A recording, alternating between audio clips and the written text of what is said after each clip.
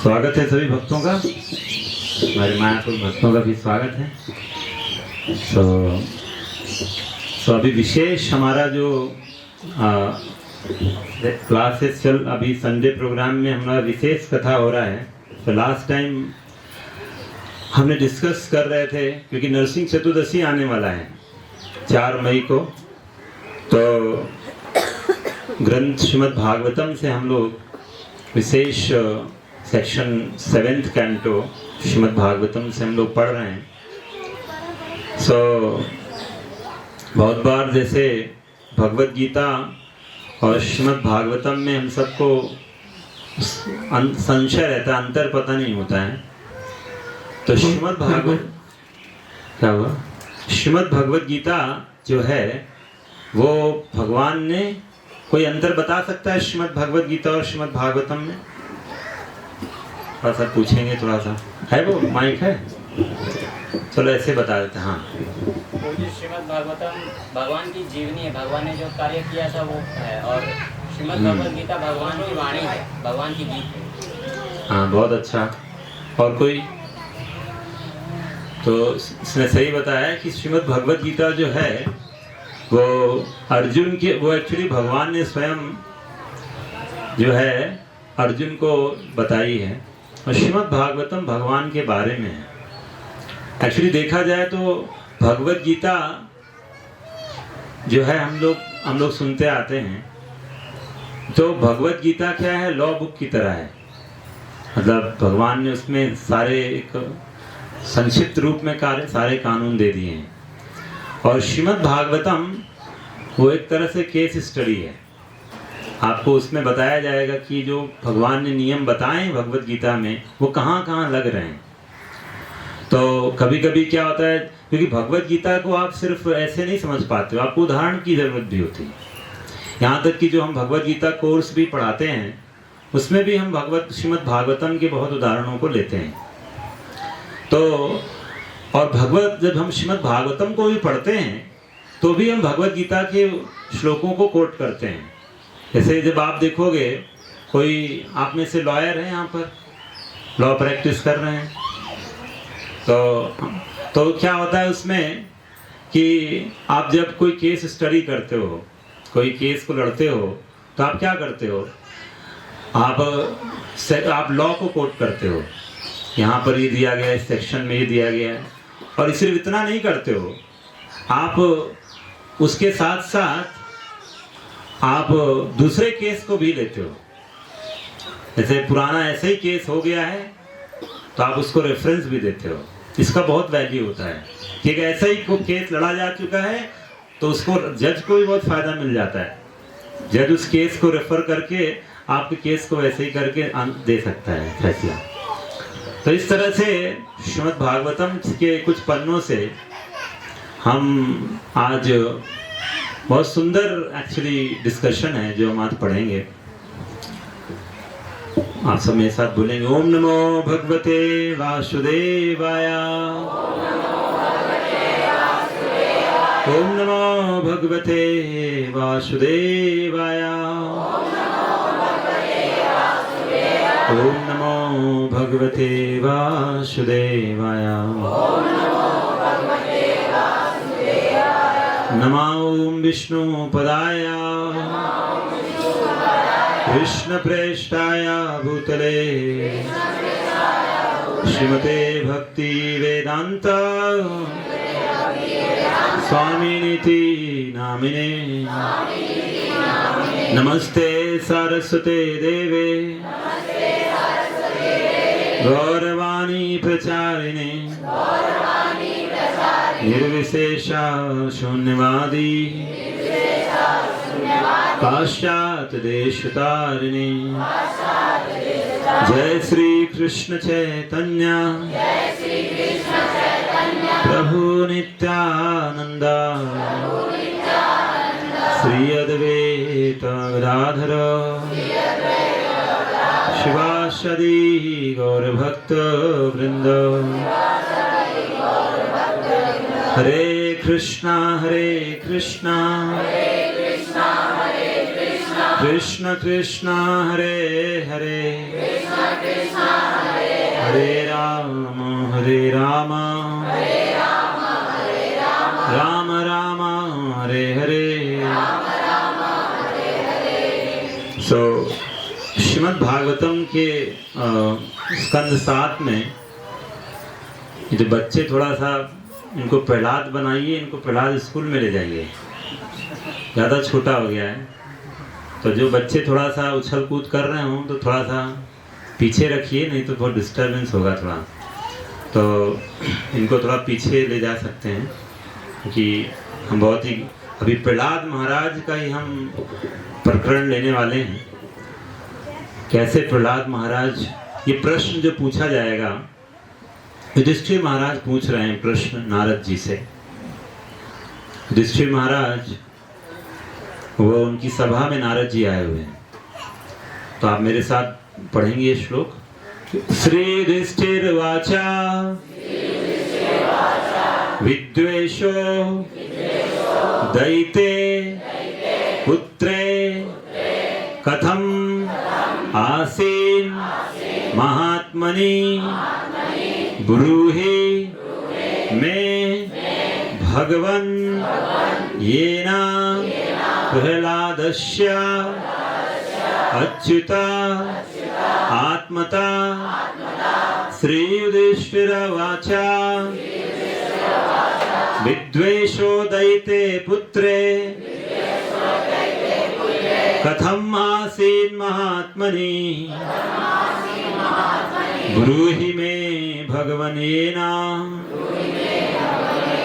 प्रह्लादस्याच्युतात्मना आत्मता। प्रह्लादस्याच्युत आत्मता।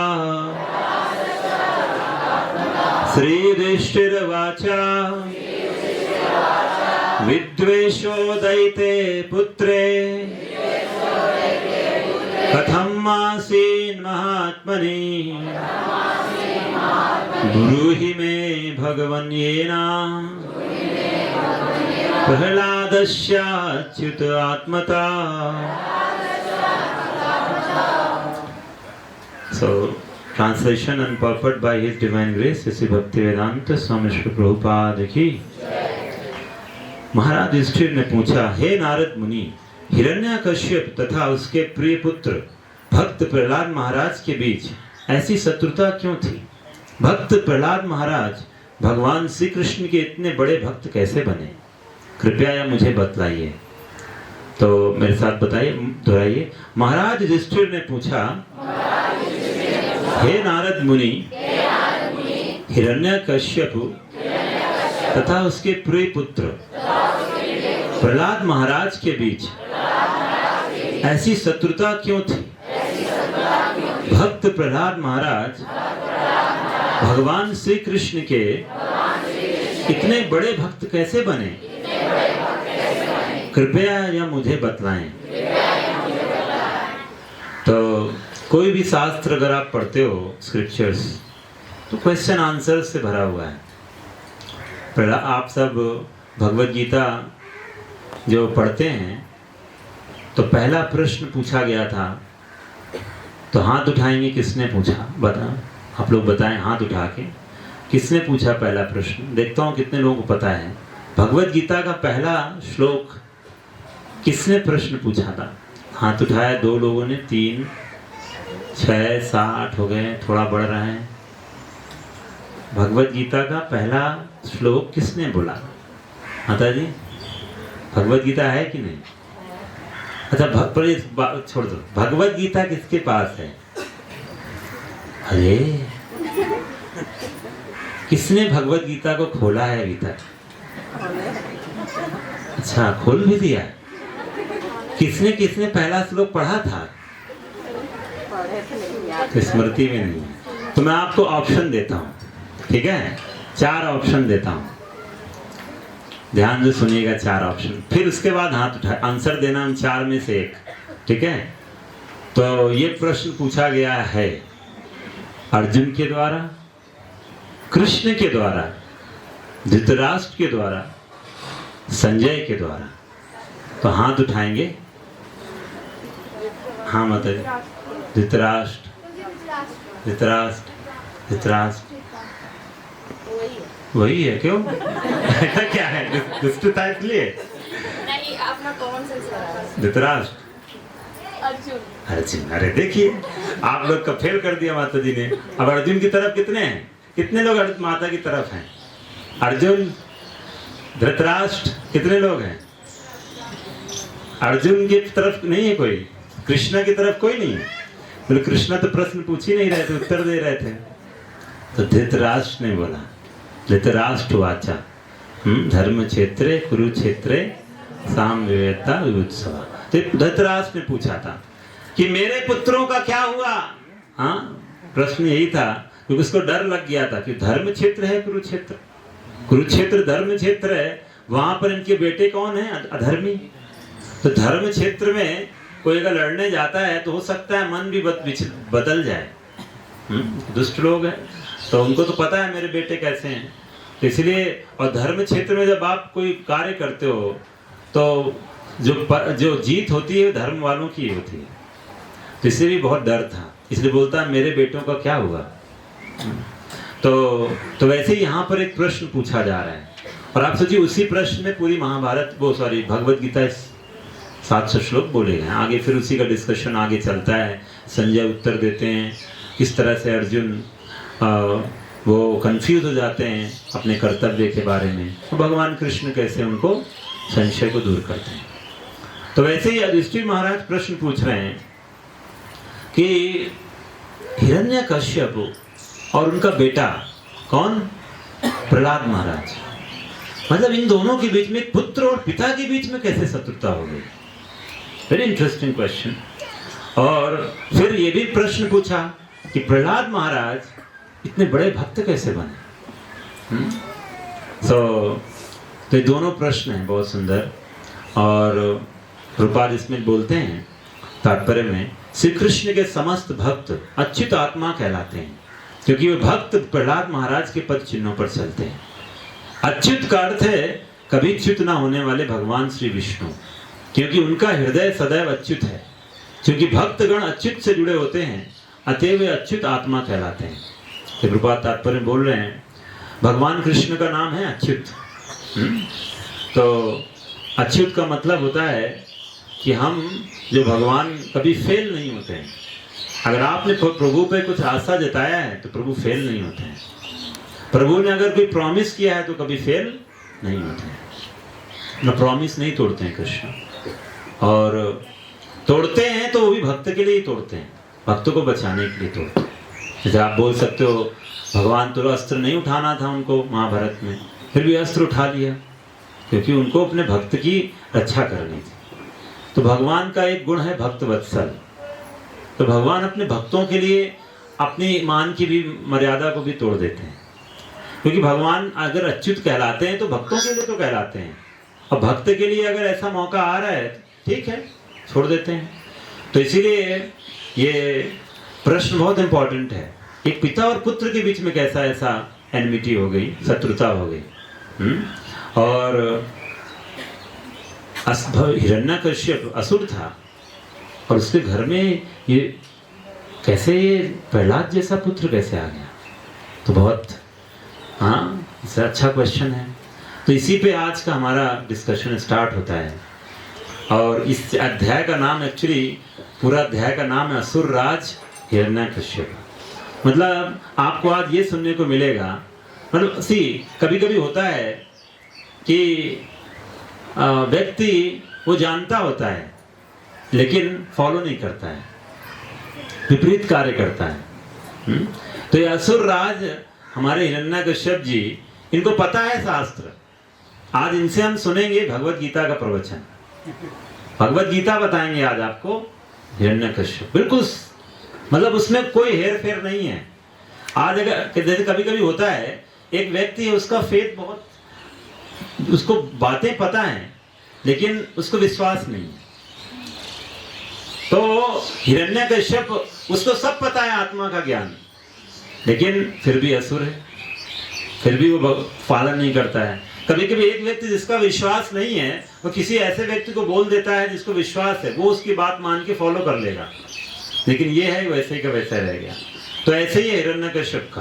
तो इसमें क्या हुआ आज, जो इसमें तो हुआ क्या, बैकग्राउंड स्टोरी कि हिरण्यकश्यप का जो भाई था, कौन था, तो हिरण्याक्ष। तो हिरण्याक्ष जो है, मतलब ये दोनों एक तरह से कह सकते हो इंटरनेशनल कुख्यात, हाँ ये लोग हैं, ऐसे फेमस थे, फेमस मतलब कुख्यात थे, इनफेमस कह सकते हैं। तो पूरा, और तो हिरण्यकश्यप इतना पावरफुल था, हिरण्याक्ष भी ऐसे ही था। तो हिरण्याक्ष इतना पावरफुल था कि उसने जो पृथ्वी थी, पृथ्वी जो है, मतलब पृथ्वी जो है, इसको उसकी कक्षा से ऑर्बिट जहां पे घूम रही है, तब एक सबका एक फिक्स ऑर्बिट होता है, तो जो घूम रही उसको वहां से हटा दिया और गिरा दिया नीचे। है किसी का दम ये करने का? कितना समझ लो कितना पावरफुल था हिरण्याक्ष। और जब अर्थ को उसकी ऑर्बिट से आप हटा दोगे तो आप बोलोगे गिरेगी कहाँ है, कहाँ गिरेगी? महासागर में। कहाँ गिरेगी? अब हिंद महासागर में, अरब महासागर में, कौन से सागर में गिरेगी? थोड़ा बताइए। भाव सागर में गिरेगी। देखो देखो कहाँ गिरेगी? हाँ, सूरज के ऊपर गिर जाएगा, पाताल में। अच्छा, चलो कुछ तो ज्योग्राफी पता है। अब देखो, अगर आप अरब सागर में गिराओगे, अटलांटिक ओशन में गिराओगे, वो तो पृथ्वी के अंदर ही है, पृथ्वी में ही तो है, उसमें तो खुद में खुद नहीं गिरेगी ना। तो इसी ने पूछ रहा था कौन से सागर में गिरेगी। तो ये ब्रह्मांड जो है, उसमें ये पूरा एक ब्रह्मांड अपने आप में एक अंडे के शेप में है। तो उसमें आधा जो है वो जो जल भरा है उसको बोलते हैं गर्भोदक सागर। मतलब हाफ पूरा जो हमारा ब्रह्मांड है वो जल से भरा हुआ है, तो ये उस जल में गिरेगी, गर्भोदक ओशन बोलते हैं इसको। तो ये हमको नहीं पढ़ाया जाता है, हमारी उसमें है नहीं ना, क्योंकि हमारे नजर से परे है। कोई चाह के भी वो गर्भोदक ओशन नहीं देख सकता है। जैसे आप देख नहीं सकते हो सूर्य के अंदर कि सूर्य के अंदर क्या चल रहा है, सूर्य लोक में क्या हो रहा है, किसी को कोई इन्फॉर्मेशन है? हम उसको बस देखते हैं कि वो आग का एक गोला है, आग जल रही है उसमें, दैट्स इट, इतनी इन्फॉर्मेशन है हमें। चंद्रलोक में क्या हो रहा है? No information. चंद्रलोक के अंदर जीवन है कि नहीं है? कोई इन्फॉर्मेशन नहीं है, बोल देते हैं कोई जीवन नहीं है। अभी तो यही निष्कर्ष है, आगे रिसर्च जारी है, बताएंगे। लेकिन हम सब ऐसे अंधे ज्ञान की तरफ नहीं जाते हैं, हम शास्त्र से ज्ञान लेते हैं। तो वहां पर तो जो पृथ्वी है उसको ऑर्बिट से हटा के गर्भोदक सागर में डुबो दिया, और इस तरह से वो पृथ्वी में अगर डूब जाएगी तो क्या होगा? आप लोग कैसे बचे रहोगे? तो पूरा हालत खराब होगी। बिकॉज जो भू है, जिसे बोलते हैं ना ओम भूर्भुवः स्वाहा, तो जो भू है, जो पृथ्वी है, ये बीच का ग्रह है। 14 प्लैनेट होते हैं, 14 प्लैनेटरी सिस्टम। ऊपर 6 लोक होते हैं, नीचे 7। नीचे अतल, वितल, तलातल, रसातल, महातल, पाताल, ये जो सब है नीचे के लोक हैं। ऊपर के होते हैं जैसे महारलोक, हाँ, जनलोक, तपलोक, सत्यलोक, ये सब ऊपर के लोक हैं। तो ये जो पृथ्वी है, यहाँ पर सबसे फेवरेबल एटमॉस्फेयर होता है भक्ति करने का, सबसे अच्छा जगह बोला जाता है। ऊपर वाले और नीचे वाले उनको बहुत, मतलब जैसे ऊपर स्वर्ग में भी भक्ति करने का माहौल बहुत कम है, नीचे भी बहुत कम है, उससे ऊपर है, बट ये सबसे फेवरेबल है पृथ्वी लोक, क्योंकि ज्यादा कंफर्ट होगा तो भक्ति नहीं होता है। इसे पृथ्वी लोक ऐसा जगह है जहाँ बीच बीच में आपको कोरोना जैसी आपदाएं आके आपको संसार की वास्तविकता से परिचय कराती रहेंगे। लेकिन ऊपर के लोकों में कोरोना नहीं है, वहाँ कोई बीमारी नहीं होती। देवलोक में कोई बीमारी नहीं है, वहाँ बुढ़ापा भी नहीं आता है, समझ रहे हैं? यहाँ बहुत जल्दी बुढ़ापा आ जाता है। तो इस तरह से पृथ्वी को गिरा दिया, that means life is nowhere. तो इसीलिए भगवान वराह देव का अवतार हुआ। वराह देव ने उसको क्या किया, वराह रूप, सूकर रूप जो होता है जो कम, तो उस रूप को धारण करके भगवान ने पृथ्वी को उठा के वापस ऑर्बिट में बिठा दिया। अब वापस आप करने जा रहे हो उसको ऑर्बिट में, तो कौन आएगा फिर से, हिरण्याक्ष। तो बहुत जबरदस्त घमासान युद्ध हुआ है दोनों में, और भगवान ने हिरण्याक्ष को मार दिया है। तो ये सूचना अब किस तक पहुंची है, तो उनका बिग भाई है। तो हाँ, तो भाई अपने भाई का बदला लेने के लिए आप तैयार है। हाँ, जो उसको पता चल गया कि ऐसा हुआ है, तो उसमें वर्णन आता है, क्रोध से भरकर अपने होंठ काटते हुए हिरण्यकश्यप ने क्रोध से जलती हुई आंखों से आकाश को देखा, तो वह संपूर्ण आकाश धूमिल हो गया। इस प्रकार वह बोलने लगा। बहुत कुछ सी, इतना पावरफुल ये दोनों पुत्र थे। दिति के 2 पुत्र थे, बहुत पावरफुल थे। जन्म जैसे जन्म हुआ इन लोगों का पूरा सगुन दिखने लग गया है। और अपने जो जितने भी इनके इसके अंडर में थे उनको क्या बोलता है, अरे दानवों दैत्यों, अरे द्विमूर्ध इनके नाम है, त्रयच्छ संबर सतबाहु हैग्रीवा नमुची पाक इलवल, सब नाम ही ऐसे हैं। अरे विप्रचित पुलोमन शकुन अन्य अश्रो, तुम सब जरा मेरी बात को ध्यान पूर्वक सुनो, तब अविलंब मेरे वचनों के अनुसार कार्य करो। तो क्या इसने बोला भाई, इसका ये बोलता है, ये जो विष्णु है अब उन्होंने समदर्शी होने का जो है छोड़ दिया है। अब वो समदर्शी नहीं रहे, पक्षपाती हो गए हैं, उन्होंने देवताओं का पक्ष ले लिया है। तो भगवान पे वो लांछन लगाने लग गया और देवताओं को मदद कर दिया और मेरे भाई हिरण्याक्ष को मारने के लिए सहायता किया है। तो इसलिए अब वो क्या बोलता है, पूर्ण पुरुषोत्तम भगवान ने असुरों तथा देवताओं के प्रति समानता की अपनी सहज प्रवृत्ति त्याग दी है। यद्यपि वे परम पुरुष हैं, किंतु अब माया के वशीभूत होकर उन्होंने अपने भक्तों देवताओं को प्रसन्न करने हेतु वराह का रूप धारण कर लिया। देख रहे हैं, नॉलेज है माया का उसको, लेकिन उसका नॉलेज क्या है, बोलता है माया के वशीभूत हो गए हैं। कौन, भगवान। देखिए भगवान का नाम क्या है, मायाधीश। और गीता में भगवान बोलते हैं, माया अध्यक्षेन प्रकृति, मेरी अध्यक्षता में प्रकृति, ये संसार की प्रकृति जो माया है कार्य करती है। लेकिन यहाँ पर हमारे हिरण्यकश्यप क्या बोल रहे हैं कि वो माया के अधीन हो गए हैं, वराह देव विष्णु माया के अधीन हो गए हैं। तो ऐसा कभी कभी लोग कृष्ण को ही बोल देते हैं कि भगवान कृष्ण को भी माया ने पकड़ लिया है, जो माया के अंदर में कार्य हो रहा है। फिर लिखते हैं, फिर बोल रहे हैं ये कि माया के वशीभूत होकर इन्होंने ऐसा ऐसा कार्य किया, जिस प्रकार एक बेचैन बालक किसी की ओर उन्मुख हो जाता है, अतएव मैं अपने त्रिशूल से भगवान श्री विष्णु के सिर को उनके धड़ से अलग कर दूंगा। देख रहे हैं, और उनके शरीर से निकले प्रचुर रक्त से अपने भाई हिरण्याक्ष को प्रसन्न करूंगा। और जो रक्त को चूसने का शौकीन था, ये उसका भाई का अपना उसकी क्वालिटीज बता रहा है, इस प्रकार मैं भी शांत हो सकूंगा। तो अपने भाई को ऑफर करेगा ये। तो ये सब जो असुर प्रवृत्ति के लोग हैं उनका ये शौक होता है। जैसे रावण भी सीता माँ को ऐसी धमकी दे रहा था, तुम अगर नहीं मानती हो तो तुमको हम पका के खा जाएंगे, ऐसे उनका प्रस्ताव था। ये रावण है सोच। तो इस संदर्भ में बोला जाता है, असुर जो होते हैं उनका यही रहता है भाव, वो सोचते हैं कि भगवान को मारा जा सकता है।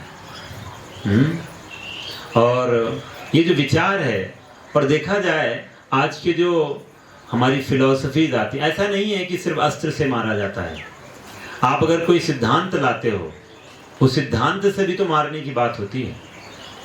जैसे अगर आप ये प्रूफ करना चाहते हो कि संसार वो भगवान के द्वारा नहीं आया है, वो हम सब ने बनाया है, ये कोई, या आपने कोई सिद्धांत दिया जिससे वो प्रूव हो जाए कि वो सिद्धांत के द्वारा ये संसार आया है, तो भी तो आपने भगवान को मार दिया। देखा जाए तो सो कॉल्ड साइंटिस्ट जो ऐसे प्रस्ताव दे रहे हैं जिससे भगवान को हटा दिया जाए और मैं अपने सिद्धांत को फिट कर दूं, वो भी तो मारना हुआ ना। तो इसका मतलब क्या हुआ, हिरण्यकश्यप तो आज भी हैं। वो सब जो भगवान के अस्तित्व को हटाना चाहते हैं संसार से, वो हिरण्यकश्यप के ही खानदान से हैं, उनके ही शिष्य हैं वो। ये कोई ऐसा नहीं है कि हिरण्यकश्यप सतयुग में थे तभी था, आज भी हिरण्यकश्यप है। तो आज आप बताइए मुझे, आपसे प्रश्न है कि आज ऐसी क्या क्या चीजें हैं जो भगवान को मारने पर लगी हुई हैं, क्या क्या चीजें समाज में आज फैलाई जा रही हैं जो भगवान को मार रहे हैं। थोड़ा सा मैं आपसे पूछना चाहूंगा, थोड़ा है माइक पहुंचाओ, क्या क्या लग रहा है आपको, ऐसा क्या क्या है जो भगवान को मारने पे लोग लगे हुए हैं? जैसे कंस, कृष्ण पैदा नहीं हुए थे, मारने की तैयारी चालू हो गया था। पूरा प्रयास किया था उसने। कोई हाथ उठाया है? बहुत दूर हाथ उठाया माता जी ने, इससे पहले कोई नहीं है। पहुंचा दीजिए उधर, एक एक पॉइंट बताइए। हाँ बताइए माता जी। हरे कृष्ण प्रभु जी, पंचन प्रणाम। कुछ निराकारवादी है ना, ये जो है ये भगवान कृष्ण को ये उसको नकारते हैं और जैसे मारने का प्रयास है भगवान। ठीक है, एक तो माता जी ने बताया निराकार एक्चुअली भगवान को मारते नहीं है, उनके रूप को खत्म कर देते हैं।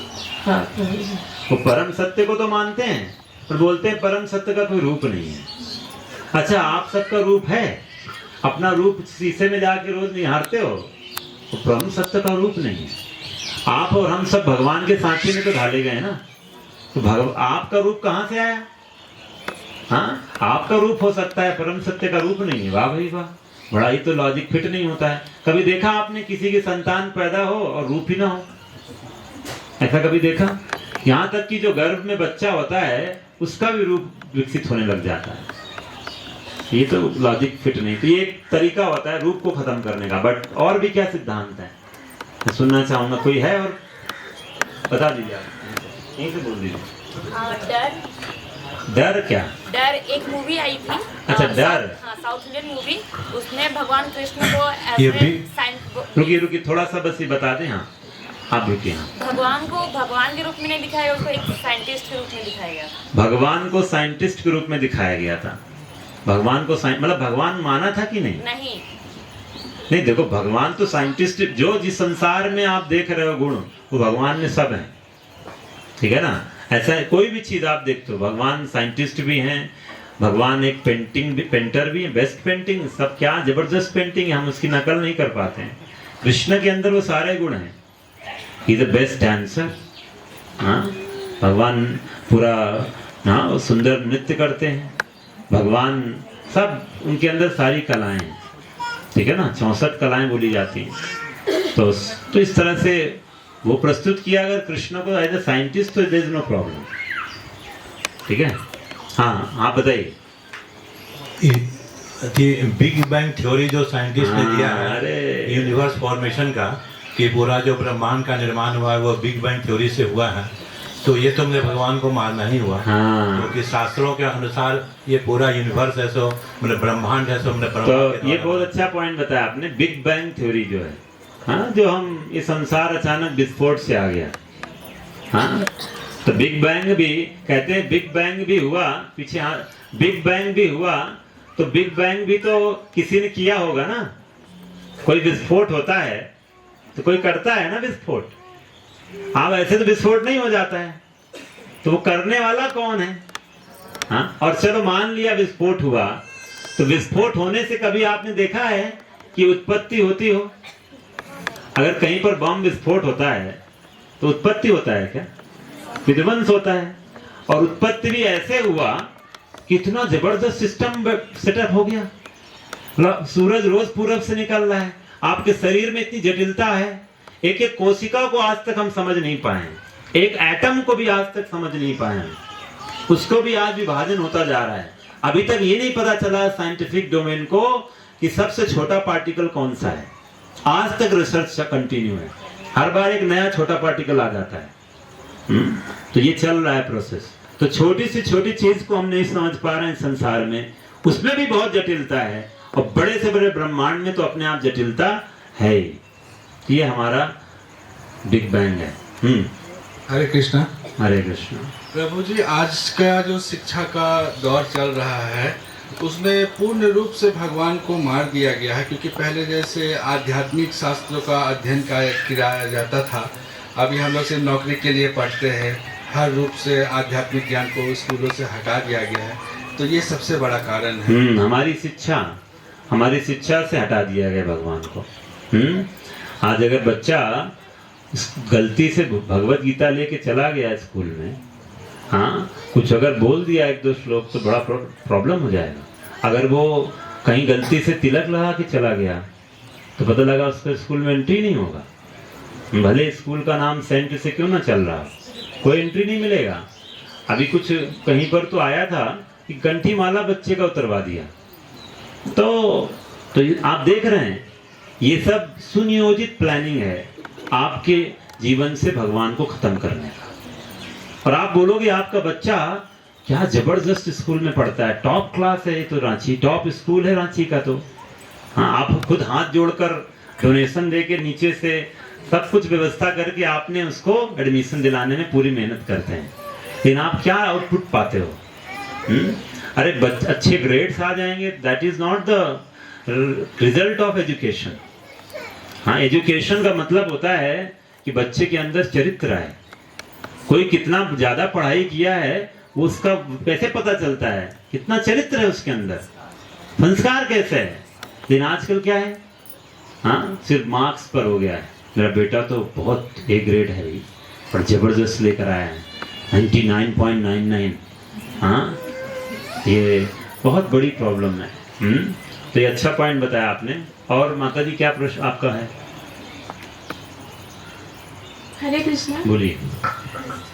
जैसे कि आजकल जनरेशन का बच्चे लोग ज़्यादा साइंस पे बिलीव करते हैं, तो भगवान जी पे बिलीव नहीं करते हैं। उसके चलते हुए कुछ साइंटिस्ट तो राम सेतु पे ऊपर भी मतलब सवाल खड़े कर दिए कि उस युग में सच में राम जी थे या नहीं थे, वो राम सेतु बनाए थे या नहीं थे, या फिर राम जी के आने से पहले से ही राम सेतु बना हुआ था। ऐसे ऐसे करके आजकल के जनरेशन के बच्चे के लोग भी ज़्यादा क्वेश्चन मार्क डाल रहे हैं। और जैसे कि हम लोग का जनरेशन का साइंटिस्ट को हम लोग बोल रहे हैं, लेकिन जब कृष्ण जी थे तब का साइंस इतना डेवलप नहीं था, फिर भी वो बड़ा साइंटिस्ट के कुछ कम नहीं थे। जैसे कि 20 समंदर में इतना बड़ा द्वारिका नगरी खड़े कर दिए थे कि कुछ भी आफत आ जाए पर उनका नगरी को कुछ नहीं होता था। ये तो सबसे बड़ा मतलब प्रमाण हो गया आजकल के ज़माने के लिए कि वो सबसे बड़ा आर्कियोलॉजिस्ट भी थे और साइंटिस्ट भी थे, जो कि आजकल का इतना डेवलप जनरेशन भी उस तक नहीं पहुंच पाया है जिस तक। बहुत अच्छा पॉइंट है माता जी का। तो ये आजकल के, क्योंकि हम क्या है, साइंस पे अंधा विश्वास करने लग गए हैं, आंख बंद करके। साइंस अगर बोल देती है कि हम बंदर से आए हैं तो अंदर से आए हैं।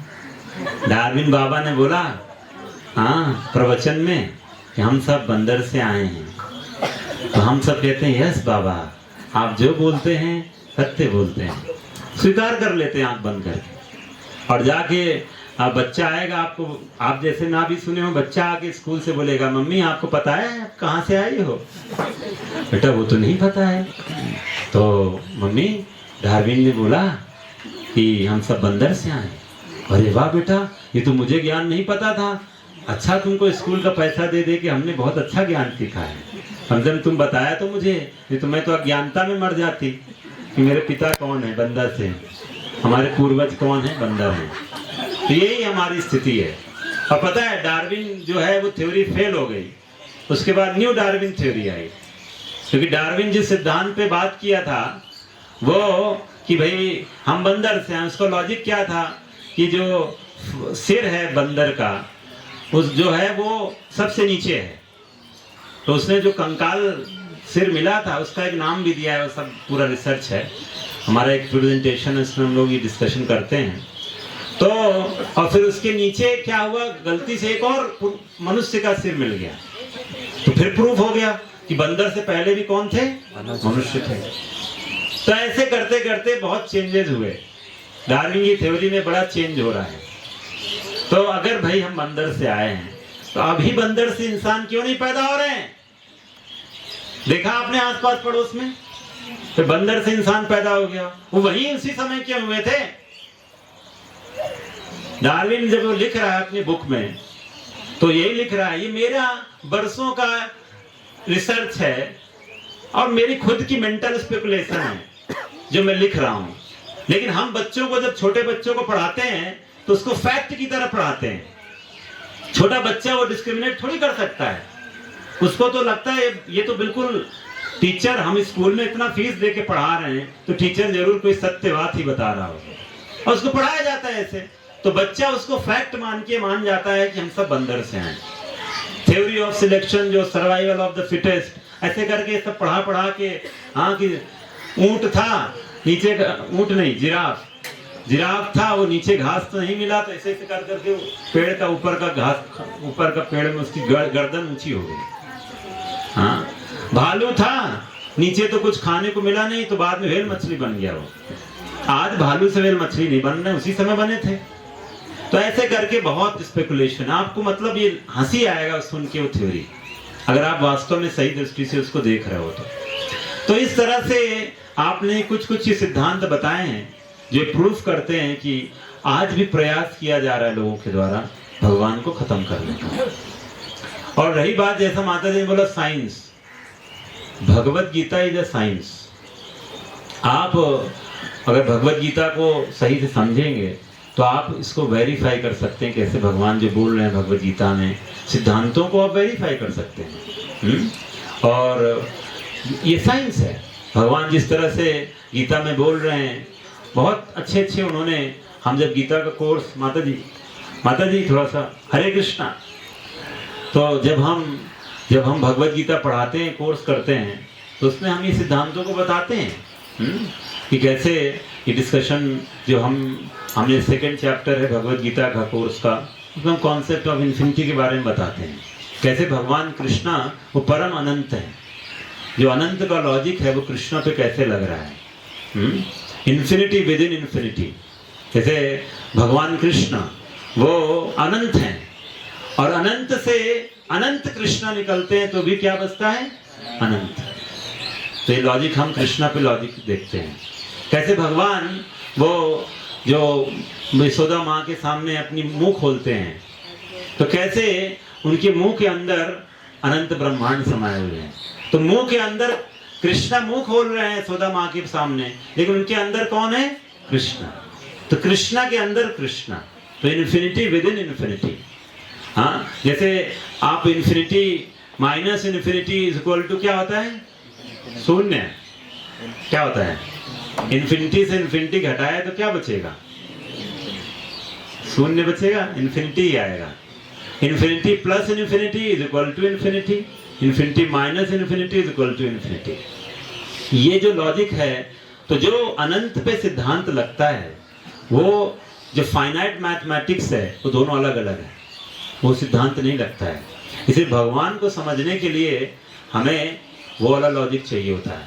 तो इसीलिए जब अर्जुन भगवान को देख रहे हैं महाभारत में, जब विश्व रूप भगवान दिखा रहे हैं, तो उसमें वही बोल रहे हैं, आपका तो ना प्रभु अंत दिख रहा है, ना आपका बिगिनिंग, आपका शुरुआत दिख रहा है, ना मध्य दिख रहा है। तो जब आप पढ़ाई करते हो इन्फिनिटी के बारे में, तो उसमें जो है ओपन ब्रैकेट दिखाया जाता है। हाँ, थोड़ा आगे आ जाइए सब लोग, आप तो अब पीछे वालों को जगह मिल जाएगा। तो हिरण्यकश्यप के बारे में हम चर्चा कर रहे थे। तो ये जो हिरण्यकश्यप जैसे लोग हैं वो आज भी पाए जा रहे हैं। तो हिरण्यकश्यप ने अपने समय में क्या किया, उसको क्योंकि सास से पता था, उसको पता था कि कैसे मारा जाए, तो उसने बोला कि जब एग्जाम्पल दे रहा है, जब वृक्ष की जड़ काट दी जाती है तो वह गिर जाता है, उसकी टहनियां पत्तियां सूख जाती हैं, उसी प्रकार जब मैं इस मायावी भगवान विष्णु को मार डालूंगा तो समस्त देवता जिनके लिए भगवान विष्णु प्राण तथा आत्मा है, अपना जीवन स्रोत खो देंगे और मुरझा जाएंगे। तो इसका ये प्लानिंग था, कृष्ण विष्णु को मार देगा तो देवता तो ऐसे ही खत्म हो जाएंगे। क्या लॉजिक लगा के और बोलता है, जब तक मैं भगवान विष्णु के मारने के कार्य में लगा हूं, तब तक तुम लोग पृथ्वी ग्रह पर जाओ। जो ब्राह्मण संस्कृति तथा क्षत्रिय शासन के कारण फल फूल रहा है, ये लोग तपस्या, यज्ञ, वैदिक अध्ययन, अनुष्ठानिक व्रत और दान में संलग्न है, ऐसे समस्त लोगों को जाकर नष्ट कर दो। तो उसका लॉजिक ये था कि जो ये पुण्य कार्य हो रहे हैं उनको बंद कर दो, तो देवताओं को जो शक्ति मिल रही है वो बंद हो जाएगी और इससे मैं आसानी से उन पर विजय प्राप्त कर लूंगा। तो ये उसका लॉजिक था। और मतलब ब्राह्मण संस्कृति को खत्म करना चाह रहा था। और गाय जहाँ पर ब्राह्मण है उनको खत्म कर दो, आग लगा दो ऐसे स्थानों पर, ये सब उसने आज्ञा दिया। और यहाँ पर बोलते हैं, और उस जिनको लिखा हुआ इस प्रकार जघन्य कर्म करने हेतु ललायत असुरों ने हिरण्यकश्यप की आज्ञा को अत्यंत आदर पूर्वक लिया और उसे नमस्कार किया। हिरण्यकश्यप की जय हो। उसके निर्देशानुसार वे समस्त जीवों के विरुद्ध ईर्ष्यापूर्ण कृत्य में जुड़ गए। इसको बोलते कदना प्रिया, कदन प्रिया, मतलब दूसरों को कष्ट देने वाला, जो जिसमें एक्सपर्ट लोग हैं ऐसे लोग। ये असुर, जैसे आजकल भी हम न्यूक्लियर वेपन्स और ऐसे ऐसे वैज्ञानिक ऐसे ऐसे आविष्कार कर देते हैं जो दूसरों को कष्ट देने के लिए ही होते हैं। उसमें सिर्फ पहले जो युद्ध हुआ करते थे उसमें आम जनता को कभी नुकसान नहीं होता था, आपको पता होना चाहिए। पहले जो युद्ध भूमि में लड़ने आते थे योद्धा, उन्हीं से आपस में लड़ाई होता था। आम जनता वो सेफ होती थी।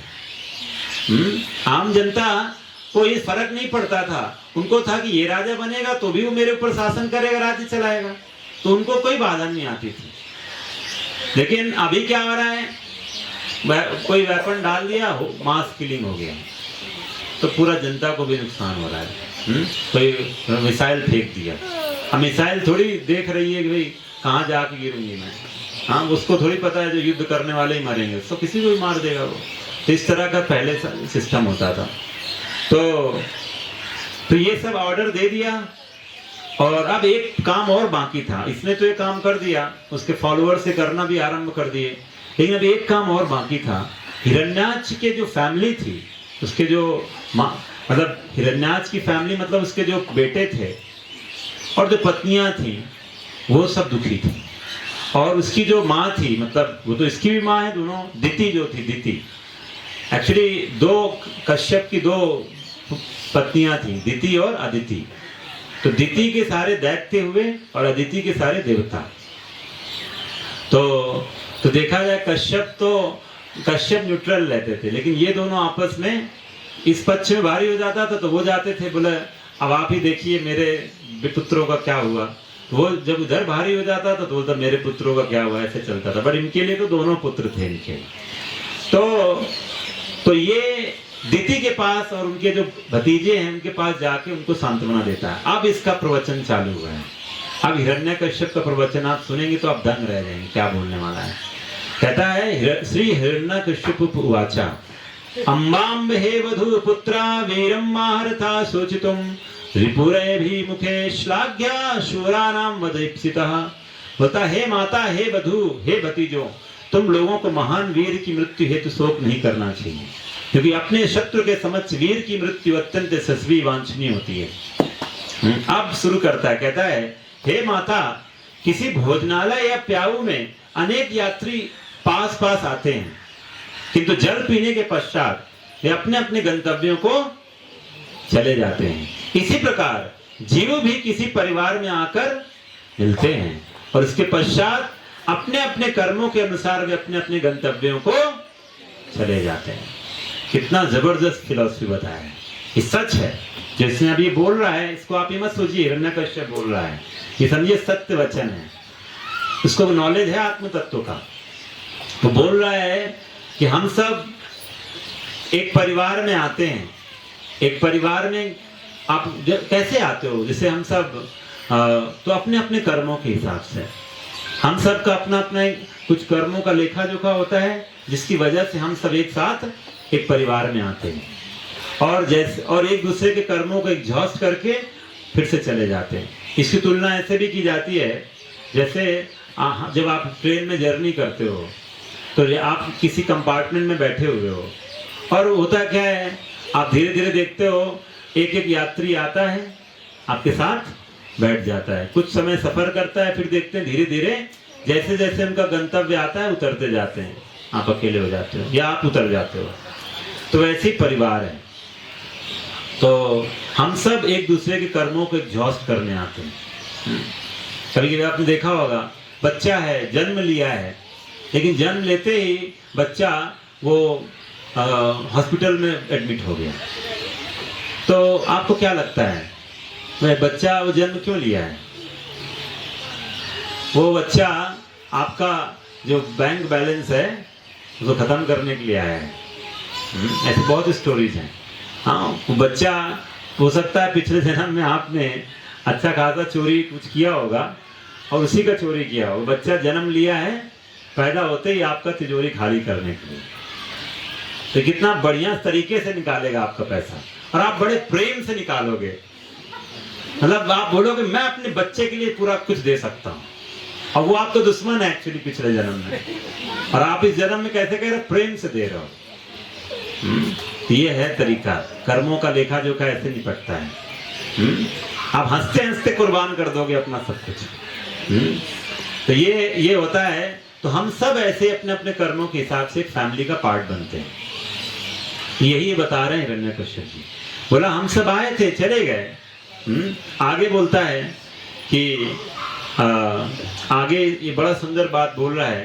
कहता है, एक स्टोरी सुनाता है, स्टोरी के माध्यम से। कभी कभी होता है ना, आप डायरेक्ट प्रीचिंग करो तो नहीं समझ में आता है, स्टोरी के थ्रू समझ में आता है। तो अब वो भी यही फॉर्मूला अपना रहा है, इसको भी पता है कैसे प्रचार करना है। तो बोल रहा है, एक एग्जाम्पल हिस्ट्री का बता रहा है। बोला एक उसी नगर नामक राज्य में सुयज्ञ नाम का एक विख्यात राजा था। Once upon a time there was a king.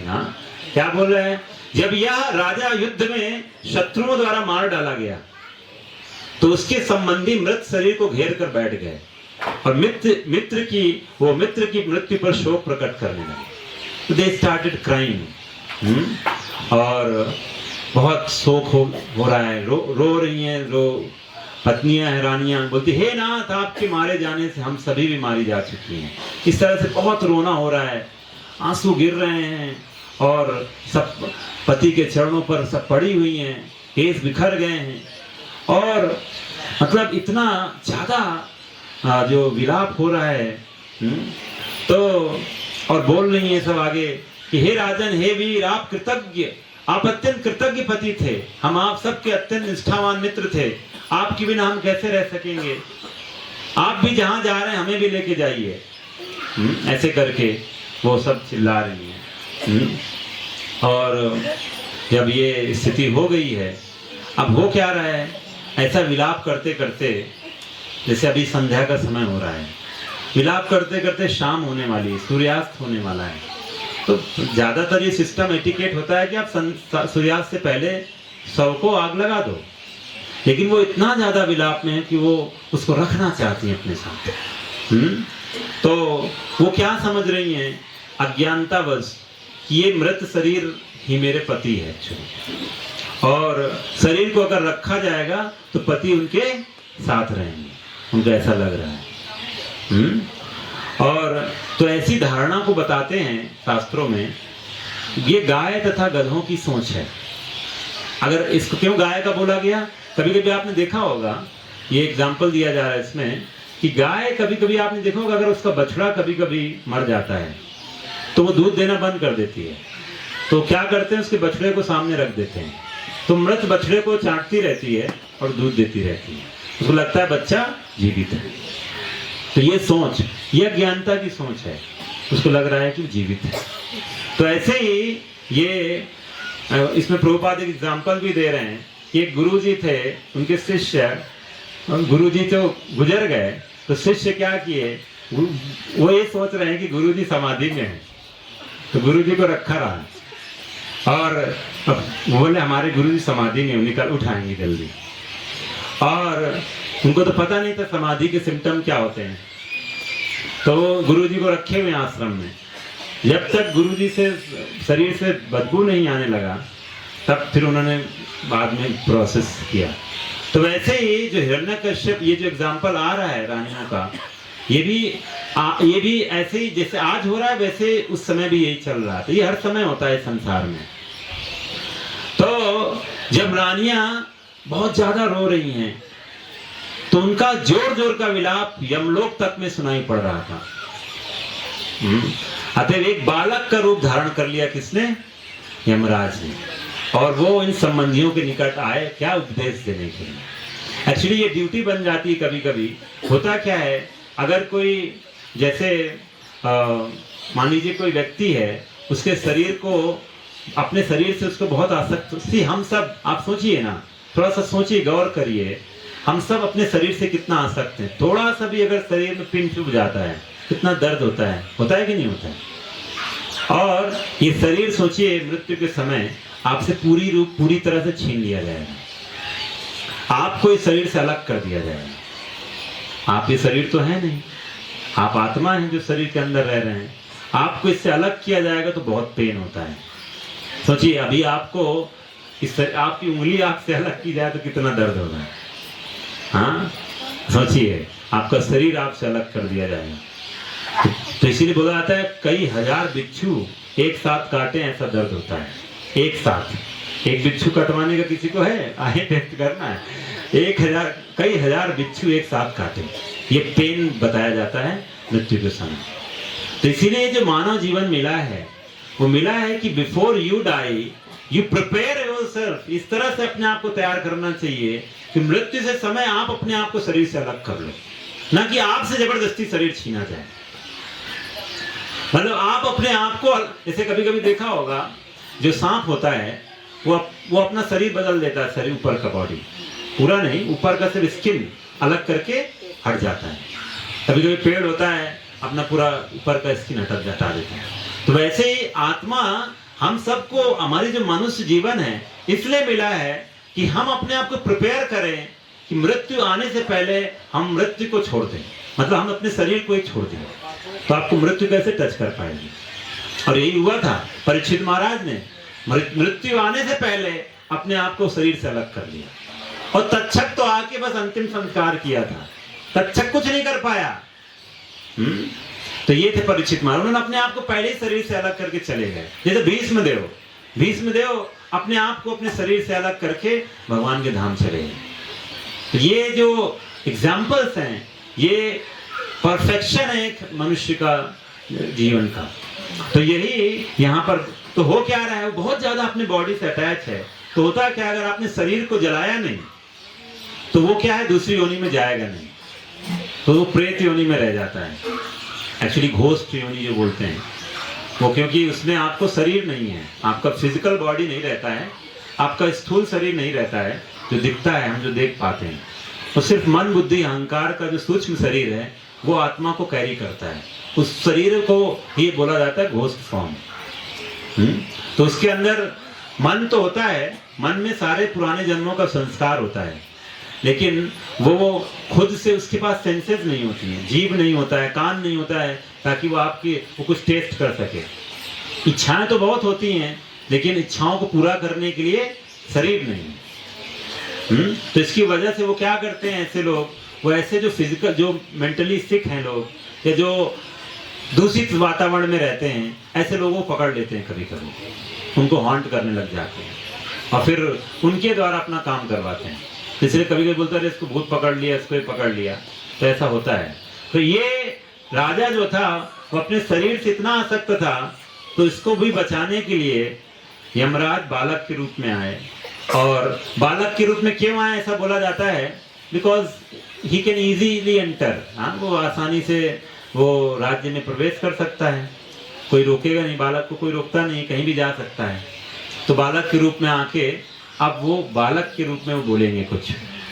तो बोलते हैं यमराज क्या बोल रहे हैं, श्री यमा उवाचा अहो अमीशाम वय साधिकानाम विपश्यताम लोक विधि विमोह यत्रागतस्तत्र गतम मनुष्यम स्वयं सधर्मापि सोचयन्तम अपार्थम। कहते हैं ओ कितना आश्चर्यजनक है, ये लोग जो आयु में मुझसे बड़े हैं उन्हें उत्तम प्रकार का अनुभव है। सैकड़ों हजारों जीव जन्म लेते हैं और मरते हैं, इस प्रकार उन्हें समझना चाहिए कि उन्हें भी मरना है, तो भी ये मोहग्रस्त रहते हैं। बद्ध जीव किसी अज्ञात स्थान से आते हैं, मृत्यु के पश्चात उसी अज्ञात स्थान को लौट जाते हैं। इस नियम का कोई अपवाद नहीं मिलता है। और ये भौतिक प्रकृति द्वारा संपन्न किया जाता है। तो ये जानते हुए ये व्यर्थ शोक क्यों करते हैं? एक्चुअली दो वर्जन होते हैं। एक तो होता है जिसे नास्तिकवाद होते हैं, वो बोलते हैं हम सब ना एक्चुअली हम सबका जन्म भौतिक तत्वों से हुआ है, केमिकल से। Life comes from chemical. एक प्रभुपाद जी की किताब है लाइफ कम्स फ्रॉम लाइफ, जीवन से जीवन आता है। लेकिन कुछ लोग ऐसे होते हैं बोलते नहीं कि शरीर केमिकल है जी। तो केमिकल अगर मान लीजिए कभी कभी आप लोग जब केमिस्ट्री लैबोरेटरी में होते हैं, आपसे केमिकल गिर गया तो आप क्या रोते हो कि हाय केमिकल चला गया? अरे केमिकल दूसरा उठा के एक्सपेरिमेंट कर लेते हो। तो अगर आप अपने आप को केमिकल समझते हो, अपने आसपास परिजनों को भी केमिकल समझते हो, तो केमिकल चला गया तो दुख की क्या बात है? तो अगर नास्तिकवाद भी देखो तो उससे भी दुख नहीं होना चाहिए।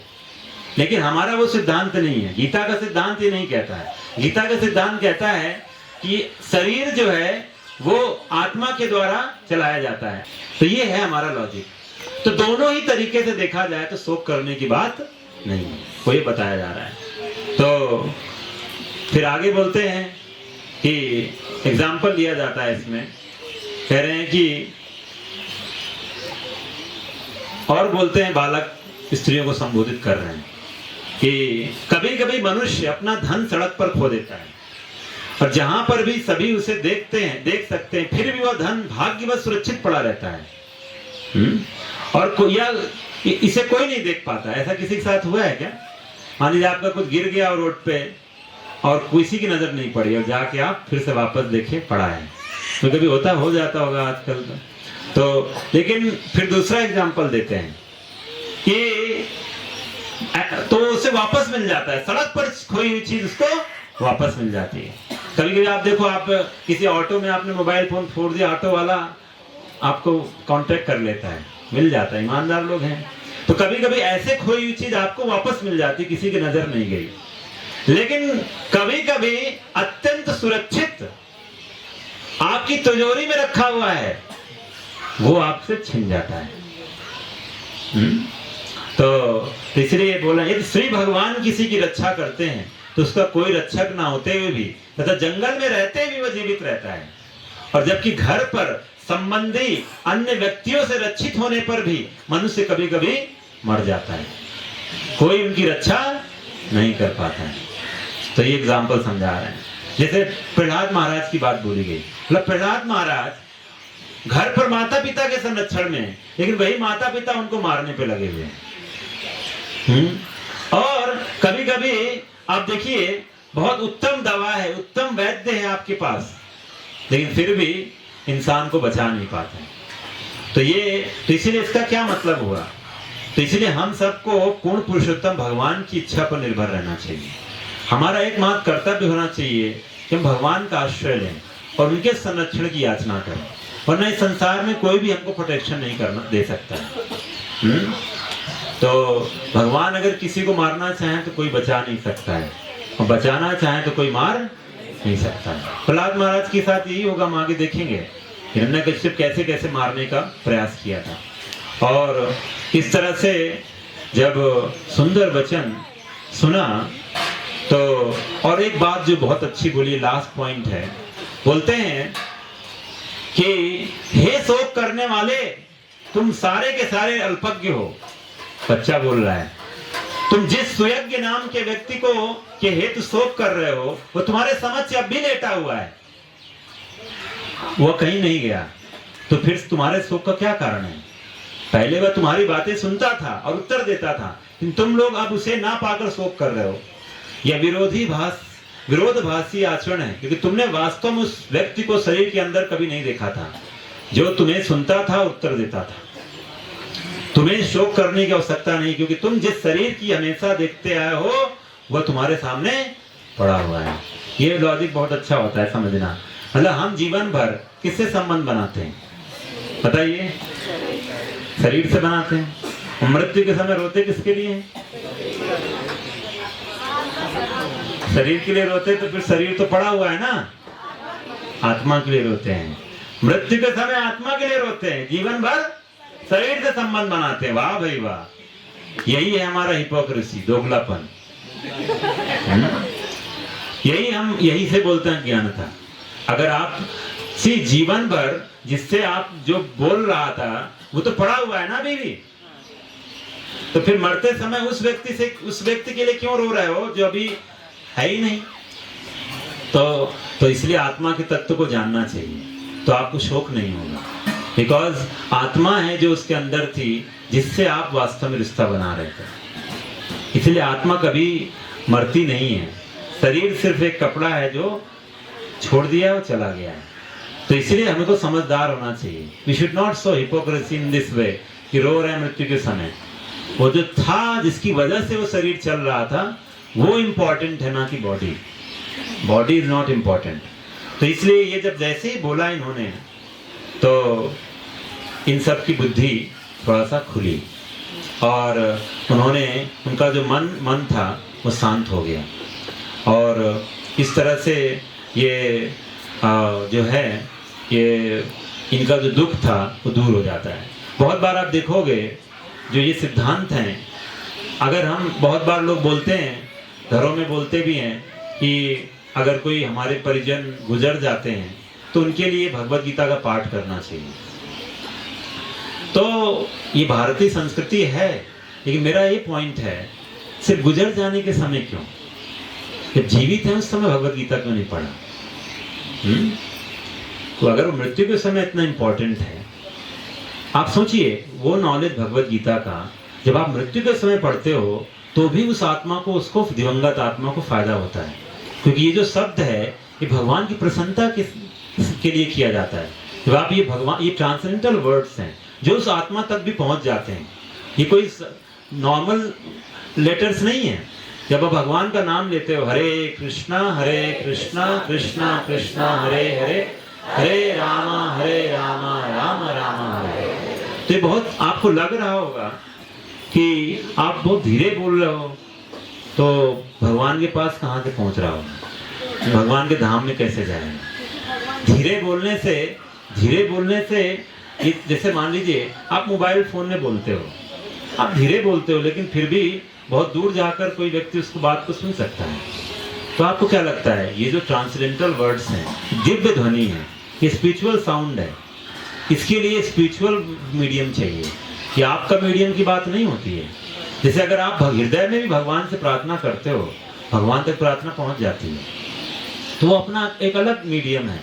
ट्रांसेंडेंटल वर्ड्स अलग मीडियम में पहुंचते हैं। तो जब आप भगवत गीता मृत्यु के समय पढ़ते हो तो दिवंगत आत्मा को लाभ मिलता है।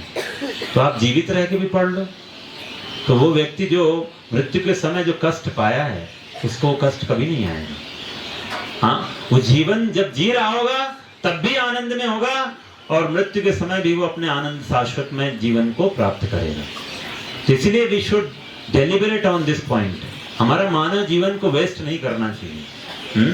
हमें ये अपनी लाइफ को भगवान की transcendental sound incarnation, Bhagavad Gita actually sound incarnation है। भगवान का जो बोलते हैं ना शब्द अवतार है, साउंड इनकारनेशन। आप भगवत गीता पढ़ते जाओगे आप कृष्णा को रियलाइज कर लोगे। एक दिन कृष्णा आपके सामने खड़े होंगे। भगवत गीता साक्षात प्रभु का अवतार है। हाँ, इसलिए भगवान उसको बोले हैं। तो इसीलिए आपको, हम सबको भगवत गीता अच्छे से पढ़ना चाहिए और इसीलिए हम लोगों ने ये संडे का प्रोग्राम भी बनाया है और हमारे ऑनलाइन सेशंस भी हैं जिससे हम भगवत गीता का ज्ञान देते हैं। आप लोग इसको अच्छे से समझिए, अपने जीवन को धन्य कीजिए। तो ये चैप्टर हम कंप्लीट करते हैं। नेक्स्ट चैप्टर में हम देखेंगे हिरण्यकश्यप की अमर बनने की योजना। जैसे आजकल लोग हैं ना, साइंटिस्ट बोलते हैं ना कि आज आपको हम ऐसी दवा बना देंगे जिससे आप अमर हो जाएंगे। तो ये दवा बहुत पहले से बनाई जा रही थी हिरण्यकश्यप के द्वारा, ये प्रयास किया जा रहा है अमर होने का। लेकिन आपको सबको पता है जब 4 मई को नरसिंह देव का अवतार होगा तो क्या होगा हिरण्यकश्यप। तो वो सबका हो जाता है जो प्लान अमर होने का बनाता है। तो हम देखेंगे कैसे प्रहलाद महाराज को भगवान रक्षा करते हैं, ये सब आगे के एपिसोड में हम देखेंगे। तो आज का हमारा जो है कि किस तरह से हिरण्यकश्यप की जो फिलॉसफी है वास्तव में भगवद गीता की फिलॉसफी थी। ठीक है, तो विराम देते हैं। बाकी प्रश्न अगर हैं तो मैं ऑफिस में रहूंगा, आप पूछ सकते हैं। हरे कृष्णा कृष्ण कृष्ण हरे हरे, हरे राम राम राम हरे हरे। श्री प्रभुपाद की जय। निताई गौर प्रमानंदे। हरे हरे।